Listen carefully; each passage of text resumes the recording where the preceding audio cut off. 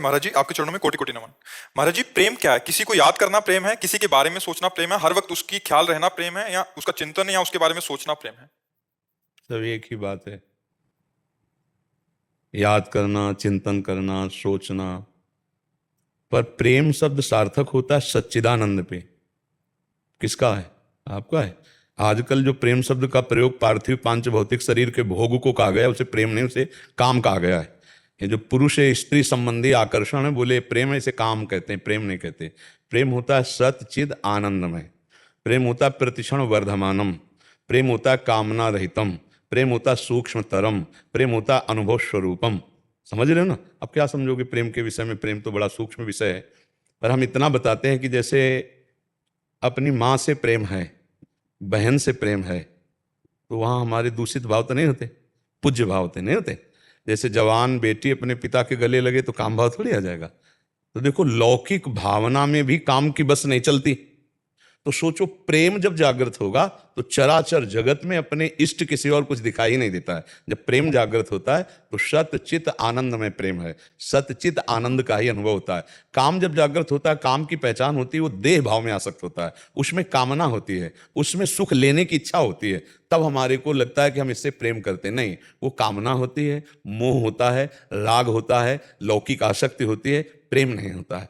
प्रेम बहुत हट करके है। और अगर हमारा प्रेम हो जाए तो माँ से भगवान की प्राप्ति हो जाए, पत्नी से भगवान की प्राप्ति हो जाए, पुत्र से भगवान की प्राप्ति हो जाए, और चराचर जगत से, कुत्ते से भी भगवान की प्राप्ति हो जाए, ईंट पत्थर से भी भगवान प्रकट हो जाए, खंभे से भी भगवान प्रेम हो जाए, कहीं भी प्रेम। चराचर जगत में परमात्मा विराजमान। प्रेम इतना सामर्थ्यशाली है, भगवान शंकर कह रहे हैं, ते ही समाज गिरजा में रहे हूँ, अवसर पाई बचन एक कहे हूँ, हरि व्यापक सर्वत्र समाना, प्रेम ते प्रगट हो ही मैं जाना। प्रेम से व्यापक परमात्मा प्रकट हो। प्रेम बहुत बड़ी चीज है नहीं? और आजकल लड़का लड़की शरीरों के आकर्षण को प्रेम कह रहे हैं। ये प्रेम नहीं है, एक मलिन काम है। ये राक्षसी वृत्ति है जो दुर्गति कराने वाली, नरक ले जाने वाली है। नहीं, त्रिविधम नरकस्य इदम द्वारम नाशन मात्मनः कामः क्रोधा तथा लोभा तस्मात् त्रयं त्यजेत। पर काम और प्रेम का पहचान करना कठिन, और लक्षण दोनों में एक ही जैसे होते हैं। लक्षण एक ही होते हैं। जैसे कामी पुरुष सदैव स्त्री का चिंतन करता रहता है, कामी नारी प्यारी जिम, लोभी जिम प्रिय दाम, तिम रघुनाथ निरंतर, प्रिय लागो मोहि राम। तो कामी को भी नींद नहीं आती, कामी को भी वही गली पसंद आती जिसमें उसके कामना पूर्ति होती है।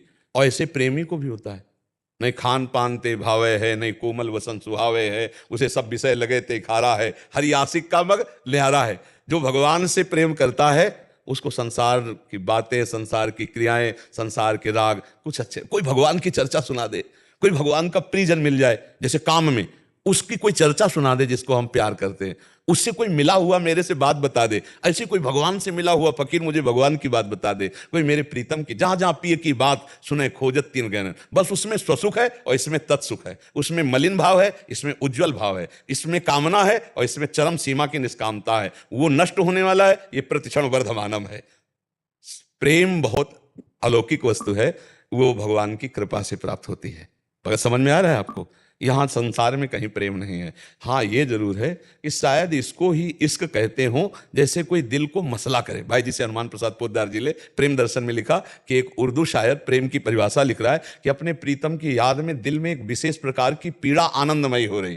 राधा राधा कब मिलोगी प्रियाजू, आज का भी दिन गया, आज भी दरस बिन दुखन लागे नयन। हृदय में एक अजीब तरह की पीड़ा, व्याकुलता, ये प्रेम का। अपने प्रीतम का सतत बिना प्रयास के स्मरण, अपने प्रीतम की बात सुनते ही खो जाना, अपने प्रीतम की बात सुनने के लिए व्याकुल होकर दौड़ा फिरना, अपने प्रीतम के मिलन के लिए हर उपाय करने के लिए तैयार, प्राणों को समर्पित करने के लिए तैयार, तो समझ ले कि हमारे अंदर प्रेम आ रहा है। पर जब भगवान का प्रेम आएगा तो फिर और किसी से अपनापन नहीं रह जाएगा। जननी जनक बंधु सुत दारा, तन धन धाम सुहृद परिवारा, सबकी ममता ताग बटोरी, मम पद मन बांध बर डोरी। वो फिर समदर्शी इच्छा कचुनाही, हरस शोक भय नहीं मन माही, असज्जन मम उर बस कैसे, लोभी हृदय बसौधल। यह है प्रेमी का स्वरूप। कहीं कोई आसक्ति ले, एकमात्र श्री भगवान से आसक्ति। समझ पाए आप? किसका प्रश्न था? आपका था? किसी को याद करना, सोचना, ख्याल करना, चिंतन करना। किसी को नहीं, प्रभु को याद करना। किसी को तो कामी पुरुष भी, अरे फांसी लगा लेता है, कामी पुरुष फांसी नहीं लगा लेते? तो माता पिता मिलन में बाधा पहुंचाए तो दोनों फांसी लगा लिए ना, तो इनको प्रेमी कहोगे क्या? इनकी आरती उतारोगे क्या? दोनों भूत बनेंगे, नरक को जाएंगे, नीच योनियों को प्राप्त होंगे। आत्महत्यारे, अपनी बुद्धि को भ्रष्ट करके कामना में, कोई प्रीति है बोले तुम्हारे लिए हम मर जाते हैं, मर जाओगे तो तुम पहुंच जाओगे क्या?